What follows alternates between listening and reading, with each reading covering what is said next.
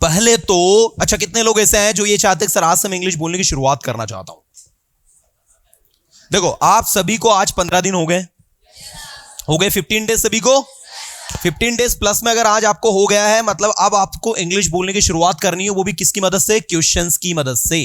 किसकी मदद से?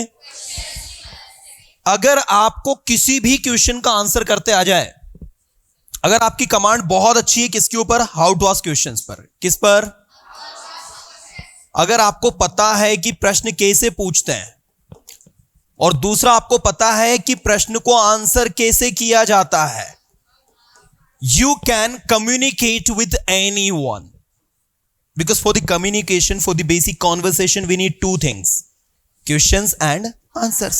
अरे मुझे बताओ, आप किसी से इंग्लिश में बात कर रहे हो तो आप शुरुआत किससे करते हो? डायरेक्ट अफर्मेटिव सेंटेंस बोलते हो क्या? नहीं, आप शुरुआत करोगे किससे? क्वेश्चन से। आप पूछोगे how are you, what's your name, where do you live, are you from Indore, are you from Khandwa, do you live in Khandwa, are you getting?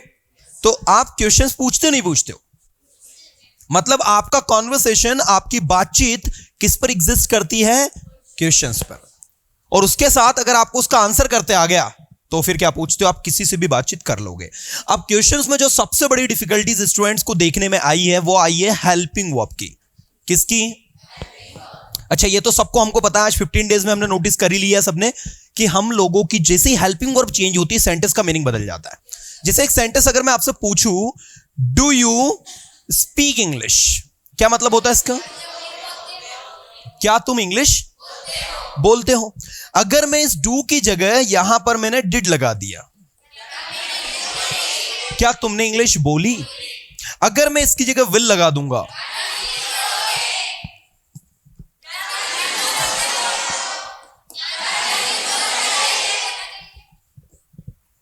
Are you speaking, क्या तुम इंग्लिश बोल रहे हो? I am changing helping verb, and once we change the helping verb we have a different meaning. तो sentence में पूरा का पूरा खेल किसका हो रहा है? Helping verb. और जब हेल्पिंग वर्ब सेंटेंस के आगे आती है तो सेंटेंस की शुरुआत किससे होती है? क्या यह आपका है? इज दिस योर्स, क्या आप खंडवा से हो? आर यू फ्रॉम खंडवा, क्या आप खंडवा में रहते हो? डू यू रहते हो आर नहीं, do you live in Khandwa, क्या आप इंग्लिश बोलते हो? क्या आप इंग्लिश बोलोगे? क्या आप स्टेज पर आओगे? क्या आप स्टेज पर आ सकते हो? Can you come on the stage? आई क्या बात समझ में? अब इन क्वेश्चंस को हम लोग आंसर करेंगे और आंसर करके हमारी लैंग्वेज को अच्छा से अच्छा करेंगे। तो सभी तैयार है? आपको चेंज करना है हेल्पिंग वर्ब, और हेल्पिंग वर्ब जैसे ही आप बदलोगे, चेंज करोगे, आपका मीनिंग भी पूरी तरह क्या हो जाएगा? चेंज हो जाएगा। यहां तक सबको क्लियर हो गया? आगे ले चलूं मैं? ओके, देखो ये क्वेश्चंस आपकी बुक में आपको दिए हैं, है ना? तो भैया आप लोगों को करना क्या है? आप कितने टैलेंटेड हो ये बताना। सभी टैलेंटेड है यहाँ? ओ माय गॉड, कितने ज्यादा टैलेंटेड है, अच्छा लगा मुझे। I like your talent.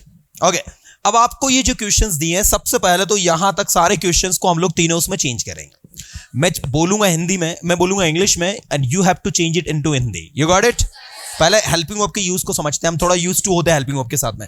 Do you come here, अगर मैं यहां पर डिड लगा देता हूं, क्या तुम यहां आए? विल लगा देता हूं, विल यू कम हियर, क्या तुम यहां आओगे?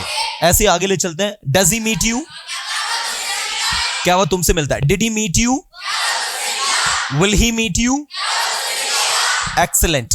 Do they play cricket, did they play cricket, क्या उन्होंने क्रिकेट खेला या क्या वे क्रिकेट खेलते थे?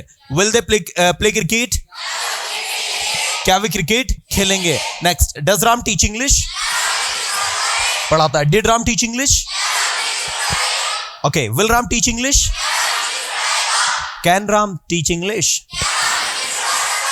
पढ़ा सकता है, exactly. Okay, the next we have does he beat me, क्या वो मुझे पीटता है, क्या वो मुझे मारता है? डिड ही बीट मी, क्या उसने मुझे पीटा? Will he beat me, very good. Do you jump into the river, did you jump into the river, will you jump into the river, excellent job. Now we are going to answer it. अब ऐसे ही सारे questions को present, past, future तीनों में हमने कर लिया। अब इनको क्या करेंगे हम? आंसर। क्या करेंगे? देखो, सबसे पहला क्वेश्चन मैंने आपसे पूछा, डू यू कम हियर? तो इसका अगर आप आते हो तो यस, नहीं आते हो तो? अगर आप आते हो, डू यू कम हियर, क्या आप यहां आते हो? तो यू का हो जाएगा आई।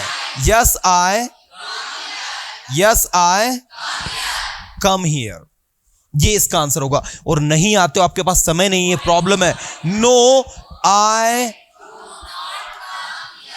Excellent, no I do not come here. Do you speak English? Yes, I speak English. No, I do not speak English. Do you live in Khandwa? Yes, I live in Khandwa. No, I do not live in Khandwa. No, I don't live in Khandwa. I live in Bhopal. I live in Indore. I live in Burhanpur. जहां भी आप रहते हो ना? Okay, next. Do you help your friends? Yes, I help my friends. Negative. No, I do not help my friends. No, I do not help my friends. Do you think about your career? Yes, I think about my career. No, I do not think about my career. कितना आसान है कि नहीं? ऐसे सारे के सारे questions को आंसर करना है। मैंने कहा, does पूजा befool me? अच्छा, मैं आपसे पूछ रहा हूं, डस पूजा बिफुल मी, क्या पूजा मुझे बेवकूफ बनाती है? हाँ, पूजा आपको बेवकूफ बनाती है। तो मी का क्या होगा? यू। यस,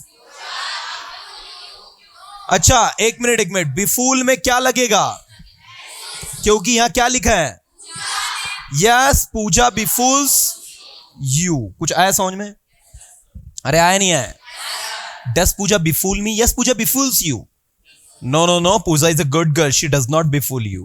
नहीं, पूजा अच्छी लड़की, वो आपको बेवकूफ नहीं बनाती। चलो आगे देखो, next. Does he ask me any question? क्या वह मुझसे कुछ क्वेश्चन पूछता है? कोई क्वेश्चन पूछता है? तो आपने कहा हाँ, वह आपसे कोई क्वेश्चन पूछता है या कुछ क्वेश्चंस पूछता है। तो क्या बोलोगे? Yes, he ask you. Yes, he ask you. हाँ, यस ही आस्क यू, कुछ क्वेश्चन पूछता है। अफर्मेटिव में बोलना है सम क्वेश्चंस, और जब इसका नेगेटिव बनाओगे तो हो जाएगा वो सम का एनी, क्योंकि सम कभी भी किस में नहीं लगता? नेगेटिव में नहीं लगता। सम हमेशा किस में लगाते हैं हम? Affirmative sentence. आई क्या बात समझ में? तो मैंने जब आपसे क्वेश्चन पूछा, does he ask me any question, तो आपका आंसर क्या आएगा? Yes, he ask me some questions. Negative. No, he does not ask me any question. नहीं, वो मुझसे कोई क्वेश्चन नहीं पूछता है। Can you come on the stage? Yes, I can come on the stage. नहीं आ सकते?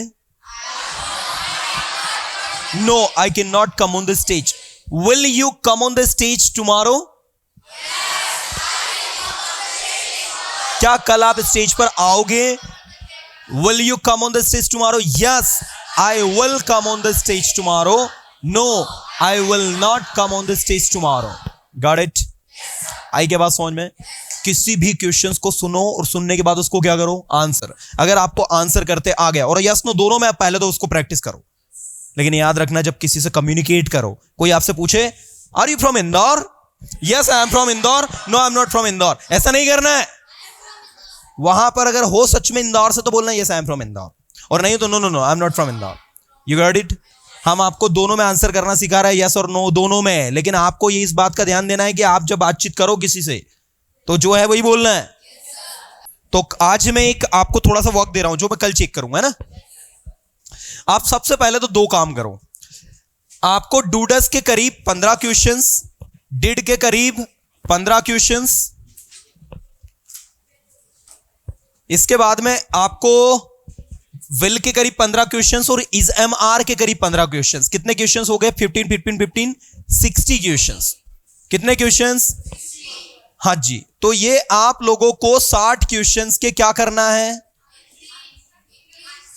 आंसर कॉपी में लिख कर लेकर आना है। जैसे देखो, इधर देखो सभी, यहां लिखा है आर यू स्पाइनिंग ट्री? क्या आप पेड़ के चक्कर काट रहे हो? तो आप बोलोगे यस आई एम, ये देखो यू का क्या हो जाएगा, yes I am spinning tree, no I am not spinning tree. Am I taking rest, देखो आई का क्या हो जाएगा you, yes you are taking rest, negative क्या होगा, no you are not taking rest. I के बाद समझ में, ऐसे देखो are criminals spoiling society, yes criminals are spoiling society, no criminals are not spoiling society. ऐसे देखा, इज शी रिवाइजिंग वर्ब, क्या वो वर्ब रिवाइज कर रही है, yes she is revising verb, no she is not revising verb. कितने पढ़ के आओगे, कितने लिख कर लाओगे घर से,